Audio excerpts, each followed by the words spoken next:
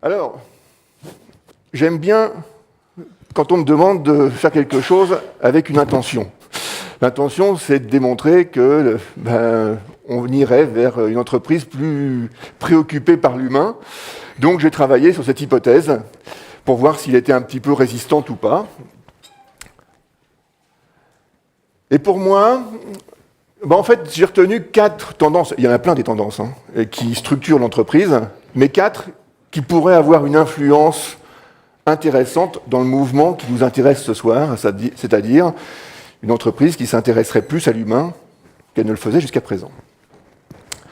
Ces 4 tendances clés, la première, c'est la complexité. Ça ne coule pas de source tout de suite comme ça, mais vous allez voir, je vais essayer de vous démontrer qu'il y a un rapport entre l'augmentation de la complexité et l'intérêt de s'intéresser à l'humain. La mauvaise nouvelle, c'est que si vous redoutez la complexité croissante, je vous dis tout de suite, ça ne va pas s'arrêter. Demain sera encore plus complexe. Alors s'il y a un lien avec l'humain, c'est plutôt bien. La deuxième, c'est toujours plus de technologie, même remarque que pour la précédente, ça ne va pas s'arrêter. Si vous avez aimé jusqu'à présent, vous allez adorer ce qui va nous venir, parce que franchement, c'est puissance 10. Troisième considération, un peu plus inattendue, celle-ci, en tout cas on ne l'avait pas forcément vu venir depuis aussi longtemps que les autres, c'est la course au talent, la chasse au talent, la guerre au talent. Bon, ça fait quelques années qu'on en parle, mais il y a 10-20 ans, on n'en parlait pas. Et puis, ma quatrième, qui peut paraître saugrenue comme ça, un petit peu intruse, c'est l'expérience utilisateur. Vous allez voir que ça a du sens. Avec ces 4 tendances parmi N qui structurent l'entreprise, on a peut-être quelques clés de lecture sur la question qui nous occupe ce soir, l'entreprise qui se dirigerait vers une préoccupation humaine plus importante. Alors, la complexité. La complexité, je ne vais pas vous le redire une énième fois, on va vers toujours plus de complexité. Au départ, la vie a commencé avec des unicellulaires. Alors c'est super, un unicellulaire, ça meurt, ça naît, ça se nourrit comme ça peut et ça meurt, et c'est ses seules préoccupations. Voilà. Et puis ça se complexifie un peu, et on arrive à des systèmes de plus en plus complexes. Là où c'est intéressant, c'est que là il y a plusieurs noyaux qui sont interconnectés, c'est-à-dire interdépendants, et c'est là où on commence à découvrir qu'il y a les autres, que les autres ça peut être gênant, mais ça peut être aussi des alliés. Et c'est à partir de là qu'on commence à devenir collaboratif ou coopérant. Et plus vous avez de complexité, et plus vous avez des systèmes interdépendants, et plus vous êtes conduit à avoir des systèmes collaboratifs. C'est quasiment une définition, c'est une tautologie que de le dire. Quant à nous dire que l'entreprise doit faire face à la complexité, ça c'est un euphémisme, et ça fait déjà un certain temps. Autrement dit, nous avons la complexité comme un marqueur fort de société développée, et donc quand vous avez des gens qui redoutent la complexité, vous pouvez leur dire « mais non, c'est une bonne nouvelle », plus nous allons vers la complexité, plus c'est la preuve que nous sommes dans une évolution positive. Régresser, ça serait aller vers du plus simple, voire du simplisme, mais avec quelque chose d'assez unicellulaire, c'est pas forcément souhaitable. Alors, vous l'avez vu, ma transition, c'est à partir de là, on a des systèmes qui sont par nature coopérants. C'est obligatoire. Le corps humain n'est que ça. Alors nous, dans nos organisations, on est arrivé un peu à autre chose, et aujourd'hui, on est en train de redécouvrir qu'il faut développer de la collaboration. Elle a toujours été plus ou moins là, mais là, aujourd'hui, c'est effectivement une explosion.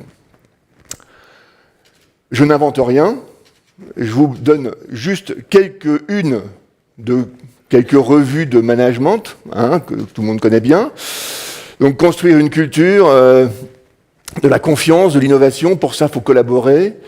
La nouvelle science du travail de groupe, la surcharge collaborative. Il y a plein de questions qui se posent sur la collaboration, sur lesquelles, au passage, reconnaissons-le, l'entreprise ne travaille peut-être pas assez.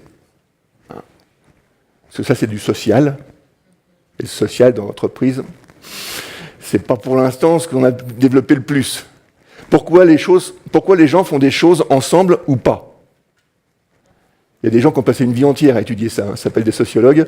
C'est pas ceux qu'on appelle le plus souvent dans les entreprises. Et donc, c'est vrai qu'aujourd'hui, pour plein de raisons, notamment la techno, la complexité, etc., on développe le collaboratif. Il faudrait peut-être y regarder un petit peu avec de la science. Ce qui est sûr, c'est donc que cette complexité, qui est une tendance lourde, qui est là depuis très longtemps et qui est là pour très longtemps, nous amène à développer la collaboration. Et s'il y a bien une chose qui est quand même assez claire, c'est que la collaboration et l'humain, bon, c'est à peu près évident quand même. Donc je ne vais pas épiloguer très très longtemps. La collaboration, c'est forcément un centrage sur l'humain et sur le social en tout cas. Et ça, c'est quelque chose qui est une tendance qui me semble de plus en plus lourde. Toujours plus de technologie. Ah, ça se corse. C'est que jusqu'à présent, beaucoup de monde pensait que la technologie, c'était plutôt l'inverse de l'humain. Non, mais moi je ne suis pas dans le virtuel, moi je suis dans le réel. Hein, on aime bien se dire ça, on aime bien se rassurer. Alors la première chose que je peux vous dire, c'est que c'est déjà à moitié faux, mais alors ça sera encore plus faux demain. Si vous arrivez demain à différencier le réel du virtuel, on en reparlera, mais ça va vraiment être de plus en plus compliqué. Ce qui est sûr, c'est que cette opposition est de plus en plus dépassée. Je vais vous donner 3 exemples, à travers 3 photos. La première, c'est une femme qui porte des bijoux. Bah oui, mais parmi ces bijoux, il y a un objet connecté, c'est-à-dire quelque chose qui note le nombre de ses pas dans sa journée, qui va donc l'aider à éventuellement être plus en santé parce qu'elle va plus se bouger, etc. La technologie disparaît, elle se mélange avec le reste, avec la vie, c'est élégant, et pour autant, c'est une technologie qui aide à prendre soin de soi. Les robots, tout le monde a peur des robots en ce moment, c'est la grande frayeur. Ben là, vous avez un robot un peu différent, c'est un robot qui prend soin de l'homme. Et puis vous avez une chercheuse en robotique très particulière qui travaille sur les émotions. Non. Surtout, comprenez bien, hein, c'est pas demain la veille que les robots auront des émotions. Non, elle travaille sur le fait de, est-ce que dans l'interaction avec les robots, nous pouvons ressentir des émotions? Et elle a parfaitement démontré que oui, et elles peuvent être positives ou négatives, et on peut tout à fait travailler sur ces pistes-là. Voilà, à travers, très rapidement, 3 petites images, le fait que, tout simplement, cette opposition que l'on a dans nos têtes entre technologie. La technologie, c'est pas humain. Hein. Souvenez-vous, les machines, on les a cassées dans un premier temps, parce qu'on avait peur. Donc là, c'est une opposition qui est en train d'être dépassée, et qu'il vaudrait mieux dépasser. Et puis toujours plus de services personnalisés, c'est-à-dire qu'en fait, à partir du moment où on a évacué cette opposition un peu stérile entre la technologie et l'humain, eh bien on s'aperçoit que les entreprises, aujourd'hui, comprennent qu'il faut se focaliser, c'est notre sujet, hein, se focaliser sur l'humain, parce que sinon, c'est carrément un monde horrible. Hein. C'est celui de la science-fiction, ces mondes complètement aseptisés, etc. Et donc il faut absolument aller vers plus d'humains et regarder quelques mottos d'entreprise, quelques slogans. Alors vous allez me dire, pour certains, c'est peut-être que de la pub, mais ça en dit long sur la compréhension, y compris au plus haut niveau, que nous sommes conduits à forcément survendre l'humain, parce que sinon, on va vraiment aller dans une mauvaise direction. Bon, c'est quelques exemples parmi d'autres, peu importe. Ce qui est sûr, c'est que c'est un nouveau rapport à la technologie qui nous est proposé, à la technologie et au monde. Et je voulais juste vous faire montrer cette petite citation de notre ministre de l'Éducation nationale, récente, hein, donc c'est une citation quand il était déjà ministre, et qui nous dit comment un monde plus technologique peut être un monde plus humain, comme quoi ça sert d'avoir fait de la philo avant d'avoir fait du droit. Hein. Et il définit ça comme le défi de la société et évidemment de l'éducation nationale. Donc, c'est une hypothèse. C'est évidemment pas complètement évident de rendre un monde beaucoup plus technologique, plus humain. Mais si on n'y arrive pas, si on ne le fait pas, si on n'essaye pas, là, je peux vous garantir qu'on va devant de gros problèmes. Donc, c'est qu'une hypothèse. Il y a tout le potentiel pour le faire. Il reste à travailler dessus. La technologie, c'est neutre, au sens où ça peut être l'un ou l'autre, mais en fait, ça n'est pas complètement neutre. C'est à nous de choisir de quel côté on le fait tomber. Et donc, là encore, plus centré sur l'humain, plus centré sur le social. La guerre des talents aura lieu, aura bien lieu, ça fait pas l'ombre d'un doute, en tout cas pour un certain nombre de gens. Ce qui, au passage, signifie que nous sommes peut-être en train de vivre la fin de quelque chose qu'on entendait quand même souvent dans le monde de l'entreprise. Personne n'est irremplaçable. C'est un peu contradictoire avec il faut absolument chasser des talents, les retenir. Est-ce qu'on va pouvoir dire encore aux gens qu'on a recrutés à fort cher et qu'on veut absolument maintenir personne n'est irremplaçable? Pas évident. Donc là, on a quand même un changement assez important. Regardez, là encore, je ne prends que quelques couvertures de grandes revues de management ou de bouquins de management. Dans la ligne droite, évidemment, l'idée, c'est de développer l'attractivité de l'entreprise. Comment attraper les talents? En envoyant un filet suffisamment intéressant pour que les gros poissons se prennent dedans. Donc, c'est la fameuse marque employeur, c'est ces fameux classements américains, anglo-saxons, Great Place to Work, pour essayer de montrer à quel point on est beau et pour essayer de séduire. Alors d'abord les jeunes, vous savez que ça commence à être difficile de recruter les gens dans les grandes écoles, ils veulent tous aller dans les startups. Bon, il y a beaucoup de DRH de grands groupes qui disent wow, c'est pas très grave, on les récupère au premier enfant. Mais enfin quand même, il y a quelques années, tout le monde voulait rentrer dans les grands groupes. En quelques années, ça a beaucoup changé. Donc développer la marque employeur, et puis enfin, quelque chose dont certains nous avaient annoncé, mais on n'y croyait pas. Vous connaissez tous Michel Godet. Michel Godet nous annonce depuis très longtemps, vous savez, il y aura un rapport de force qui va changer. Les jeunes, dans le futur, auront un rapport de force plus favorable. Et effectivement, le rapport de force commence à s'inverser sérieusement. Alors, je vais mettre un bémol tout de suite, pour certains profils. Pas pour tout le monde. Bon, ce qui est une question en soi, c'est-à-dire, oui, sur ce sujet-là, on va beaucoup plus vers l'humain, mais pour l'instant, c'est plutôt une sélection de l'humain. Donc, c'est pas forcément l'humain dans un collectif absolu. C'est quand même quelque chose qui peut interpeller. Alors, regardez, ce rapport de force nous dit qu'il faut changer complètement les ressources humaines, que cette guerre des talents ne ressemble à aucune autre que nous avons pu éventuellement vivre. 20% de gens qui disent « non, il n'y en a pas », 21% qui disent « oui, il y en a peut-être une, mais ça ressemble à ce que j'ai connu », et 60% qui disent « non, ce qu'on connaît aujourd'hui n'a vraiment rien à voir ». Et les gagnants, je vous les présente, vous les connaissez, c'est les fameux jeunes. Alors, je ne vais pas la surjouer, parce que je suis assez contre l'idée que les générations Y, Z sont si différentes de nous. L'expression des DRH que je citais tout à l'heure, on les récupère au premier enfant, montre qu'il y a quand même des invariants. Bon. Néanmoins, ce que vous voyez là est quand même assez vrai. Ils ont des volontés de travail assez différentes. Pour eux, le collaboratif est naturel. Si vous leur proposez de travailler dans une hiérarchie trop stricte, ça ne peut absolument pas fonctionner. Mais quand on se regarde travailler, y compris quand on a commencé dans des structures hiérarchiques, nous-mêmes, nous ne travaillons plus vraiment comme avant. Donc ça, c'est déjà beaucoup de changements qui sont bien engagés, avec évidemment une conséquence, c'est une évolution assez radicale sur le style managérial, c'est une évidence, avec évidemment plus de leadership et plus de confiance, et moins d'autorité, moins de contrôle.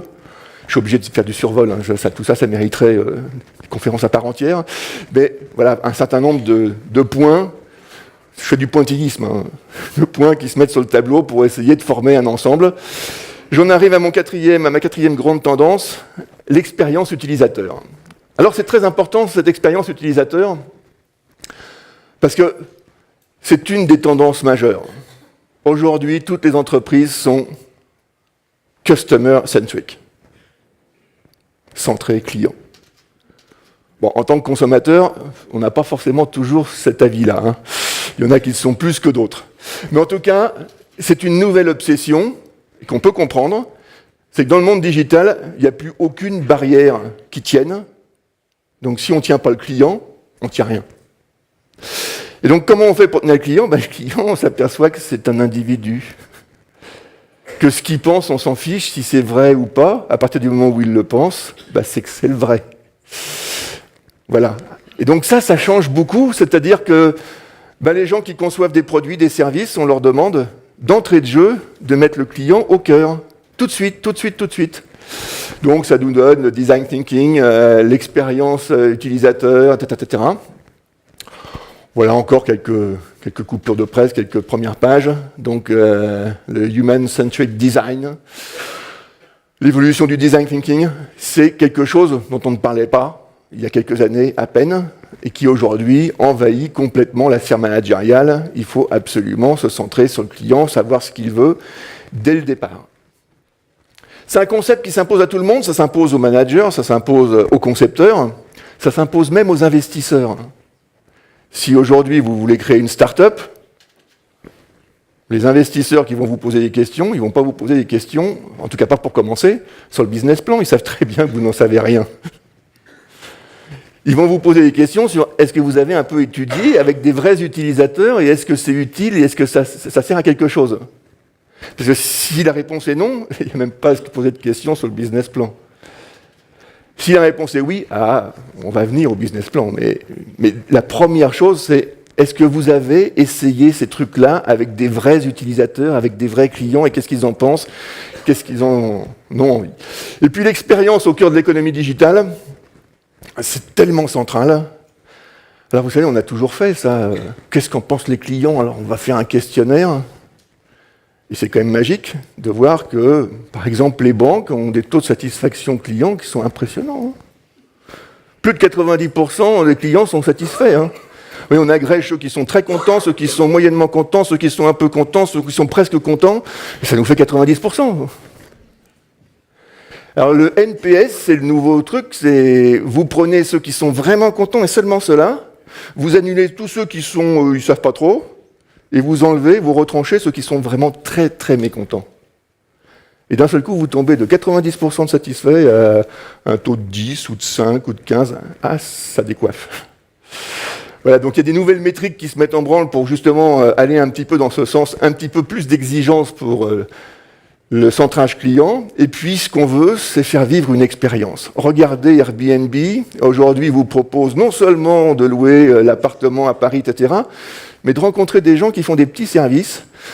Vous pourriez faire des courses dans un supermarché français avec un vrai Français, pour vivre comme un vrai Français. Bon, vous le payez un peu, mais vous pouvez goûter des vins français avec un vrai Français dans un bar français, etc. Bon, voilà tout un tas de services qui se mettent autour, qui créent par capillarité une vraie expérience. Vous ne serez pas un touriste comme un autre, vous aurez vécu quelque chose. Je passe. J'avance assez vite. Ce qui est clair, c'est quand on parle de design, d'expérience, on parle de sens. On ne parle pas de beauté, on parle de sens. Il faut que je vous dise quelque chose, vous le savez peut-être, mais il n'y a qu'en France, dans le monde entier, il n'y a qu'un pays où les écoles de design sont sous la tutelle du ministère de la Culture. Il n'y en a qu'un. Parce que c'est le beau. Toutes les autres, c'est sous la tutelle du ministère de l'Industrie.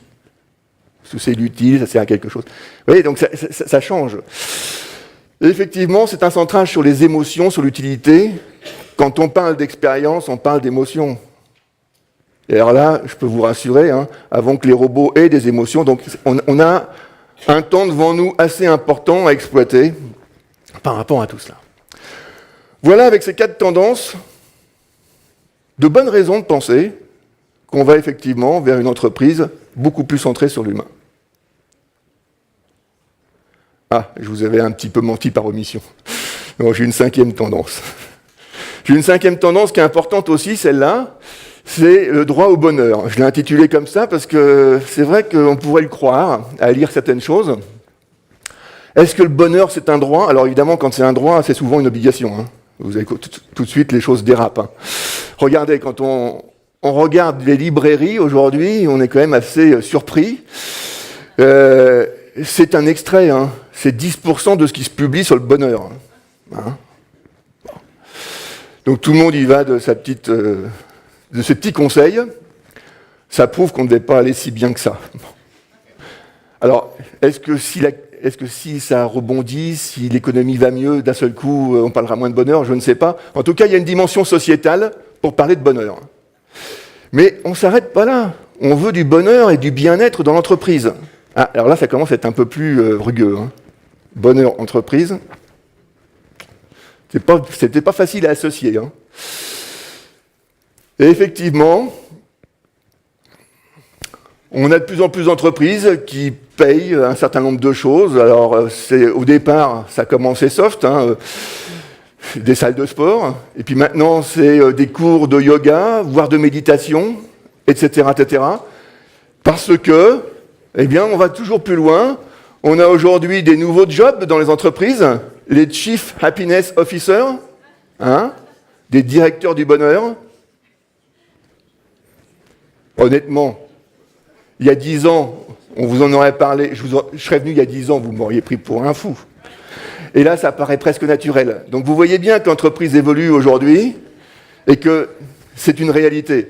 Après, tout le monde n'a pas basculé, ça vient doucement, etc. Mais il y a vraiment des choses qui se passent. Et puis on en vient à se dire que finalement, le bonheur des salariés fait peut-être aussi le bonheur de l'entreprise. Bon là, je vais casser l'ambiance. Les études qui sont censées prouver ça sont quand même d'une faible résistance. Hein, mais bon, ça c'est... Bon. En tout cas, on veut le croire. Une fois de plus, ça suffit. Et puis enfin, j'en ai parlé un peu tout à l'heure, mais bien-être, bonheur et entreprise, c'était pas très simple. Mais bien-être et technologie, ça l'est encore moins. Et pourtant, je vais le faire très vite, mais il y a effectivement aujourd'hui un bouillonnement créatif autour d'un certain nombre de technologies qui s'intéressent à l'humain, qui est le plus intéressant dans ce qui se passe aujourd'hui dans l'industrie des technologies. C'est vraiment centré sur ces questions-là. Donc ça, c'est vraiment quelque chose qui est très engageant, parce que pour l'instant, c'est vrai que l'informatique ne s'était pas tellement intéressée à l'humain. Est-ce que le travail va donc devenir, ou plus exactement redevenir, une source d'épanouissement ? Bah oui, c'est logique, hein. Si le bien-être de l'homme était une source de performance, comme certains nous le suggèrent, on voit bien qu'il peut y avoir du sens. Donc à travers ces 5 tendances, eh bien, on vient de dessiner une hypothèse, parce que surtout n'allez pas répéter, Christophe Dehaye a dit que... j'en sais rien. Hein. Ce que je vous dis, c'est qu'il y a une hypothèse, que cette hypothèse, elle est louable, et je vous dis qu'elle est crédible. Mais il y a quand même plein d'autres forces qui, quand même, structurent un peu l'entreprise et qui ne vont pas exactement dans le même sens. Mais je fais partie des gens qui pensent que le pire n'est jamais certain. Et donc, en l'occurrence, ces dernières années, effectivement, ça a pris de l'ampleur, et on peut penser qu'on va... Alors après, il faut s'intéresser sur le pourquoi. Est-ce que tout le monde a les mêmes raisons pour aller dans cette direction ? Ça, c'est une autre question. J'espère avoir lancé la table ronde qui va suivre et qui, elle, apportera sans doute des réponses. Merci beaucoup. Merci Christophe, merci de l'applaudir.